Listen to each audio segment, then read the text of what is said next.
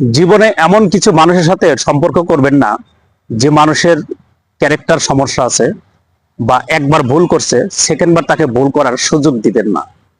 জীবনে এমন একজন মানুষকে আপনি বেছে নিন যে নারী শুধুমাত্র আপনার সাথেই আসক্ত, একাধিক পুরুষে সে আসক্ত নয়। এমন নারীকে আপনি বেছে নিন যে নারীকে বেছে নিলে আপনি আপনার দাম্পত্য জীবনে অনেক সুখী হবেন, আপনি আপনার মেন্টালি ভাবে অনেক শান্তিতে থাকবেন, আপনি প্রত্যেক দিনই আপনার কাছে মানে আনন্দ ঘন মুহূর্ত লাগবে। এমন নারীকে আপনি বেছে নেওয়ার চেষ্টা করুন। এমন নারীর ভুলকে কখনোই আপনি ক্ষমা করবেন না যে পর পুরুষে আসক্ত, ফার্স্ট টাইম আপনি মাফ করে দিচ্ছেন, সেকেন্ড টাইম আপনি মাফ করে দিচ্ছেন, থার্ড টাইমের কখনোই চিন্তা করবেন না।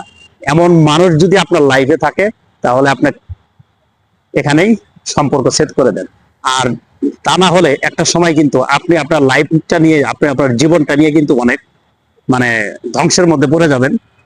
তার ভুলের কারণে কিন্তু আপনার লাইফটাও শেষ হয়ে যাবে, আপনার পরিবার বাবা মাও কিন্তু শেষ হয়ে যাবে। মানুষ জেনে শুনে ভালো মানুষের সাথে চলার চেষ্টা করে। মহান আল্লাহ তাআলা চোখ দিছে ভালো কিছু দেখার জন্য, ভালো মন্দ বোঝার জন্য।